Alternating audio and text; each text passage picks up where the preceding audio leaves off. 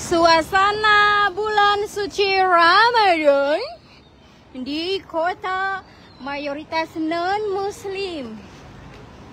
Nah, seperti inilah, tidak ada perubahan apapun. Karena memang ini bukan negara yang ditempatin kebanyakan penduduk Islam, tapi kebanyakan penduduk non-muslim. That's why suasananya biasa aja, tidak ada keistimewaan kecuali kalau Chinese New Year, Christmas, and Happy New Year. Baru tuh rame guys. Live santai ya. Di live ini tidak akan bahas seputar Ebi. Just santai-santai. Saya ajak kalian jalan-jalan, melihat banyak-banyak orang-orang cantik-cantik lalu lalang di perjalanan jalan raya. Nah, jadi ini saya mau pergi ke supermarket, mau beli makanan buat stok puasa gue.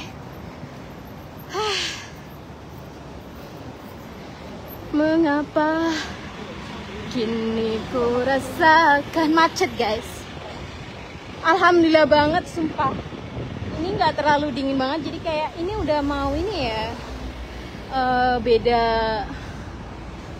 cuaca, udah mau beralih cuaca guys. Jadi ini tuh dinginnya dingin slow, dingin lembut, jadi di badan itu nggak bikin sakit gitu loh. Udaranya sejuknya itu enak. Ini vitamin yang luar biasa banget loh ya, vitamin yang langsung dikasih Sang Pencipta alam semesta. Hello.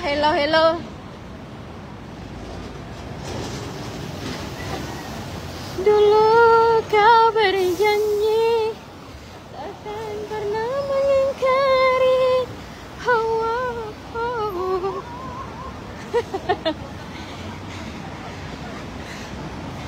Pernahkah kau merasakan cinta yang sesungguhnya?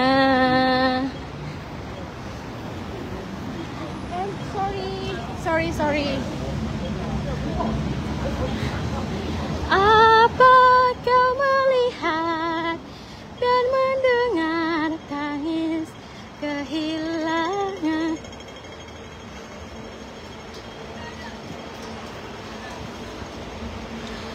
Sayang, pulanglah, oh sayang, pulanglah, masa-masa indah bersamamu. Sewindu sudah kau tak. Aduh guys.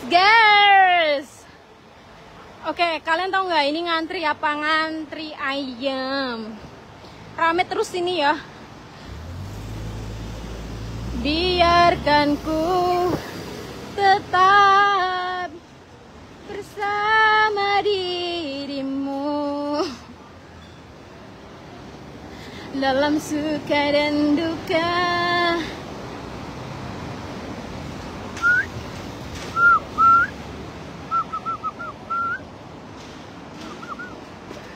Puasa semangat dong. Puasa itu jangan dijadikan alasan untuk bermalas-malasan. Guys, pasar tradisional. Going to market. I want to buy some vegetable and fruit. Okay, let's going straight and looking for something. Okay, let's go. So guys, I will show you what all the thing in here. Okay, look, going straight. Look at that. I have many fruit in here. So look, apple, cream, and banana, strawberry, and also in here have many vegetables, avocado, mango, clove, and then orange. Okay, how about over there? This is a supermarket. Okay, just enough guys. Look at this. Mengapa kini ku rasakan? Oh my god. Suasana bulan Ramadan di kota Jordan.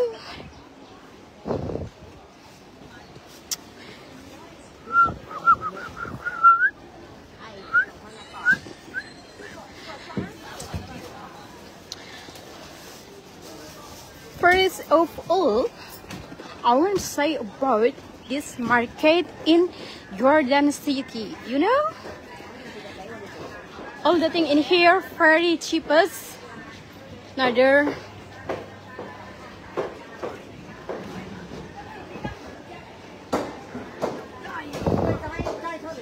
okay guys, beginilah suasana di kota Jordan. Nenek cantik sekali nih.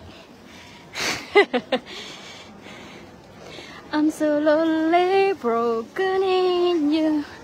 I'm so lonely, brings to my heart. Guys, kalian pernah nonton film ini nggak?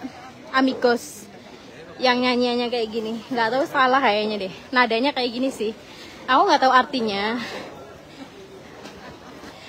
Yang nadanya gini, kayaknya di mix ya, bahasa Inggris sama bahasa Jerman, I think, I don't know, bahasa Jerman, pokoknya bahasa Eropa sama Inggris kayaknya sih, kayaknya kayak gini.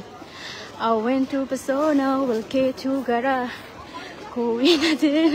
lupa, nadanya tuh lupa, dulu aku hafal loh. Itu film Amigos, zaman-zaman kesukaanku banget. I went to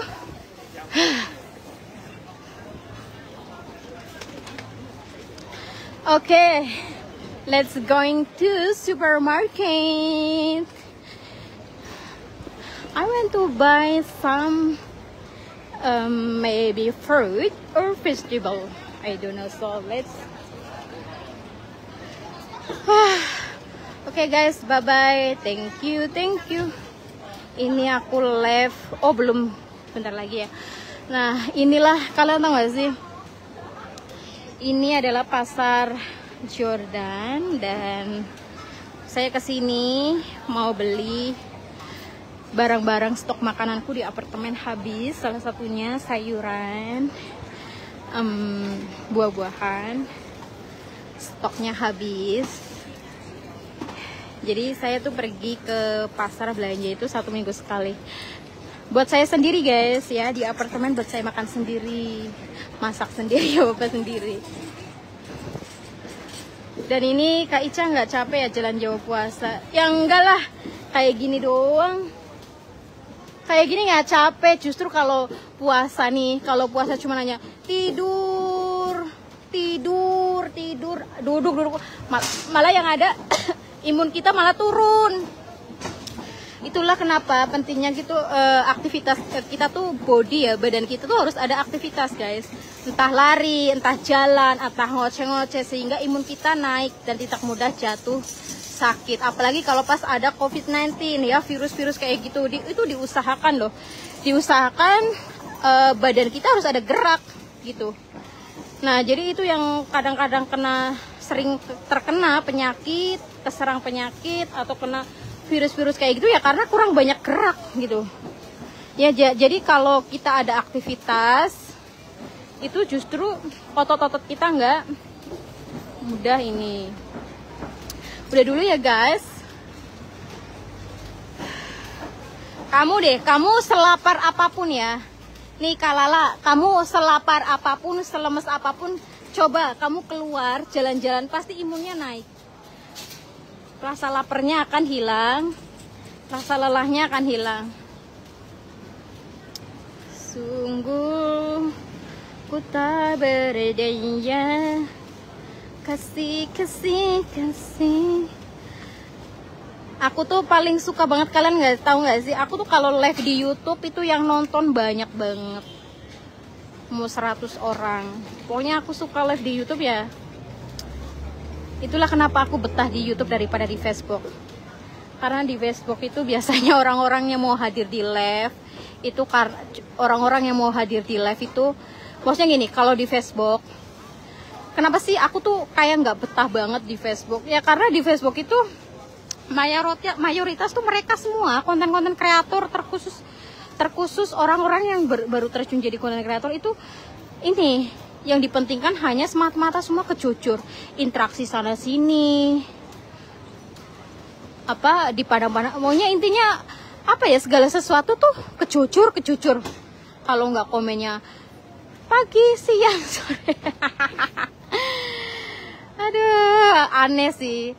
Bener lah, jadi kayak orang-orang yang sudah terjun jadi konten kreator di YouTube ya, terutama di YouTube dari zaman-zaman dulu sebelum ada Facebook Pro, sebelum Facebook Pro lahir, itu melihat konten kreator di Facebook tuh aneh, beneran deh. Salah satunya ya aku ngelihat konten kreator tuh aneh banget. Semua tuh apa-apa semata-mata kejujur. Kalian tahu nggak sih? Kalau sore kasihan cari takjil, sekarang mau tempur di dapur. Jam berapa ini mau masak? Nanti iya ya, tau gak sih kalau bulan puasa tuh paling enaknya ya kayak gini, masak ya kan. Ini mau buka puasa pakai apa nih? Sayur pakai apa? Itu sih istimewanya dibanding hari-hari biasa gitu. Kalian tahu nggak sih guys, aku kan dari awal terjun Facebook Pro ya, sebelum dimonet aja saya sudah berbagi. Kalian tahu nggak, berbagiku tuh emang niatnya berbagi, bukan cari follower ya. Jadi mereka yang ikut aku, mengikuti aku ya karena di luar kendali aku. Dan kebanyakan mereka itu follow aku karena kejujur ya. Dan itu sangat menyedihkan sekali sih, yang dimana konten-konten aku adalah edukasi, isinya ilmu. Tapi mereka kebanyakan follow aku tuh karena kejujur. Saya berkali-kali loh ngasih tahu kalian kalau mengikuti aku karena kejujur, pasti kecewa. Bukan hanya kecewa kepada di akun yang follow karena kejujur semua ya. Jadi kalian semua, terkhusus buat pemula, kalau kalian mengikuti akun-akun A, B, C, D semata-mata karena kejujur, dijamin akan kecewa guys. Dan itu akan membuat dirimu sakit hati, dan itu akan membuat dirimu merasa kayak aduh gini. Itu yang bikin kamu stres. Jadi stres itu dibuat dari perilaku kamu sendiri. Coba deh kamu belajar ikhlas. Follow konten-konten mungkin ya, biar kamu ada manfaatnya. Follow konten-konten yang bermanfaat, yang bisa diambil ilmunya, yang bisa diserap ilmunya. Atau enggak konten-konten yang bisa menghibur. Intinya bukan konten-konten yang kayak konten-konten yang iming-iming kejujur gitu. Jangan, kasihan di kamu. Jadi saya nih guys ya, saya nih jujur ya, dari awal ngonten sampai detik ini kejujurku habis buat sawer pemula. Kalau saya niat sawernya cuma cari follower, untuk apa saya sawer ke pemula-pemula ya kan, pemula-pemula yang kontennya tidak ada yang VEP, kontennya yang tidak ada yang followernya sedikit-sedikit, ngapain? Karena niatnya aku tuh berbagi guys, bukan untuk cari follower. Kalau saya niatnya mau cari follower, kenapa tidak dari dulu saya sawer-sawer ke suhu-suhu kelas kakap yang sekali posting VEP, yang membuat VEP ya kalian semua para pemula yang teriming-iming oleh kejujur kayak gitu. Kemudian kalau saya sawer karena berdasarkan apresiasi, kenapa tidak dari dulu saya sawer kepada konten-konten yang bagus, yang penuh kreativitas? Ya, kenapa saya lebih sawer ke pemula yang kontennya cuman hanya ya pokoknya intinya nggak ada bagus-bagusnya gitu ya. Karena niatku berbagi ya guys, berbagi. Tapi yang perlu digarisbawahi ya, saya tidak suka ditodong dan diminta. itu kan fatal banget, itu sensitif banget. Karena aku punya pengalaman trauma yang dimana beberapa bulan yang lalu ya, ada jumlah puluhan ratusan orang menodong aku lewat baik itu komen, inbox, dan call. Itu sangat mengganggu mentalku banget, mengganggu istirahatku banget. Di situ aku mulai sensitif gitu. Jadi saya suka berbagi kejujur, bukan berarti saya bisa ditodong-todong atau diminta-minta, karena itu membuat aku risih, ngerti nggak? Sensitif gitu loh. Kalau kalian minta, coba deh kalian pikir aja deh, secara logika aja ya, secara logika. Kamu kalau seandainya setiap hari saya todong, minta-minta, baik itu komen, call, dan inbox, dan itu jumlahnya bukan 1-2 orang, tapi puluhan hingga ratusan, sudah saya blokirin semua orangnya. Kalian rasanya gimana? Pasti terganggu guys. Contoh deh secara logika di dunia nyata. Kalian kalau misalkan nih ada tetangga, ya kan? Ada tetangga. Terus banyak banget nih tetangga berlomba-lomba, berlari-lari ke rumah kalian. Cuman hanya sekedar mau hutang. Otomatis kalian rasanya kayak ditekan kan? Padahal itu hak kalian. Kalian mau beri hutangan atau enggak, itu hak kalian, ya kan? Sama halnya secara di dunia nyata, kalian itu punya hutang kredit harian, kredit mingguan, kredit bulanan. Kalau setiap hari, contoh nih ya, kalau kamu punya hutang kredit harian, kalau setiap hari tukang penagih itu datang ke rumah kamu nagih setoran, itu rasanya gimana? Rasanya pasti kalian kayaknya tuh apa ya, ada sesuatu terikatan kan, ada sesuatu kayak ditekan gitu. Apalagi kalau pas kalian kondisinya tidak punya uang, datang nih tukang kredit datang ke rumah kamu nagih. Padahal kalian jelas-jelas makan uangnya, ya kan? Kalian jelas-jelas makan uang dari hasil hutangan itu. Terus ketika kalian ditagih, pasti kalian juga ada rasa jengkel, rasa emosi, rasa kayaknya nggak karuan, rasa ditekan, rasa dipemaksaan, dan bla bla sebagainya. Nah, itu akhirnya mengakibatkan mental kalian kena. Nah, sama seperti halnya yang saya rasakan di beberapa bulan yang lalu, yang dimana ada puluhan oknum atau ratusan oknum yang dimana heboh banget, baik itu inbox, call, telepon, ataupun komen. Mereka adalah para penodong liar. Itu sangat mengganggu banget. Padahal saya tuh kontennya tidak ada satupun konten yang iming-iming kejujur, tidak ada. Kalau saya mau niat buat konten iming-iming kejujur, sudah dari dulu saya lakukan. Tapi saya nggak pernah guys ya. Jadi ketika saya posting kejujur ya, tidak, teksnya atau captionnya tidak mengandung atau menyuruh atau memberitahu bahwa kalian begini nih, enggak. Jadi kalau ketika aku posting kejujur ya, kejujur itu dengan tema teks seperti edukasi gitu, pemahaman, oh ini segini, dolarnya segini gini gitu. Jadi tidak ada yang namanya konten iming-iming. Makanya dari itu saya kayak sedikit apa ya, intinya aku ada rasa trauma lah di beberapa bulan kejadian gitu. Tapi sekarang alhamdulillah guys ya, sekarang alhamdulillah karena aku tegas orangnya. Jadi ketika ada orang-orang kayak gitu ya, aku tegas gitu. Karena gini loh, kalian banyak nih ya orang-orang yang dapat dari kejujurku bukan karena maksudnya kalau memang saya mau ngasih ya ngasih gitu, berdasarkan niat hati saya. Jadi jangan dipaksa aku, ditekan aku. Artinya apa? Apa sih yang dinamakan dipaksa? Kayak misalkan contoh, kalau saya minta kejujurnya gini, aku nggak suka. Ya, aku nggak suka dengan orang-orang yang tampang pengemis, orang-orang yang tangannya di bawah, nggak suka aku. Walaupun pada dasarnya ya karena gini, aku tuh tidak punyanya uang, aku nih sesusah-susahnya aku tidak akan pernah menjatuhkan harga diriku hanya tangan di bawah.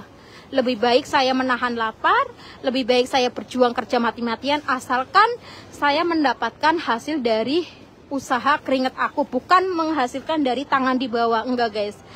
Dan sering aku kan menekankan, Kalau kita tidak mampu memberi, jangan menekan orang yang selalu memberi, ya kan. Jadi biarkan orang-orang mau memberi, bersedekah, orang-orang dermawan kayak gitu, biarkan berdasarkan niat hatinya ya. Jadi jangan dipaksa siapapun guys ya. Siapapun, orang sekaya apapun, sehebat apapun, kalau setiap hari ditotong-totong kayak gitu pasti responnya beda, karena di situ ada penekanan, ada pemaksaan. Contoh deh, kayak kamu deh, kamu ngerti nggak? Kamu tuh kalau misalkan nih sedang nyetir mobil, ya kan? Sedang nyetir mobil, tujuannya kemana? Dari Jakarta ke Semarang. Itu kan ada tujuannya. Sama halnya ketika kamu posting, ya kan? Posting sesuatu, captionnya apa, isi videonya apa, tapi kenapa komennya nodong-nodong? Kan menyimpang. Artinya sama dengan kamu. Misalkan kamu bawa mobil kan dari Jakarta ke Semarang, ujuk-ujuk di pertengahan jalan ada yang nodong dengan maksa. Ayo kasihkan saya uang, kalau tidak nih gini-gini. Sama, jadi di pertengahan jalan kalian ditodong. Itu artinya apa? Artinya menyimpang. Sama halnya secara logisnya tuh kayak gitu ya. Nah itu, jadi usahakan, saya selalu menekankan ke kalian, harga diri kalian tuh jauh lebih mahal guys. Harga diri kalian jauh lebih mahal daripada hanya cuman kejujur.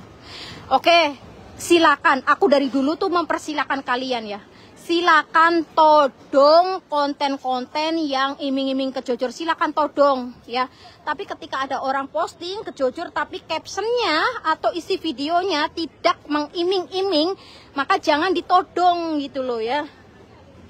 Tapi kalau misalkan ada nih, contoh, kalian tahu nggak? Ini saya kasih contoh ya, konten-konten yang suka iming-iming kejujur, contohnya kayak gini. Contoh yang pertama, siapa yang butuh tantangan, silakan mampir di kolom komentar. Nah, itu artinya apa? Itu artinya konten yang iming-iming. Nah, di situ kalian boleh tuh todong karena sesuai dengan caption atau statusnya ya.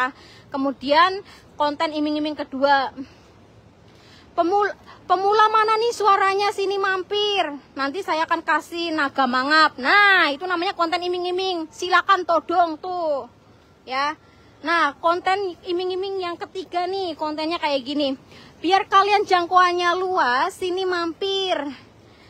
Kalau yang sering mampir pasti akan dapat kejujur. Nah, itu juga konten masuk dari golongan iming-iming, silakan todong. Ya. Terus misalkan ada lagi konten yang kayak misalkan gini.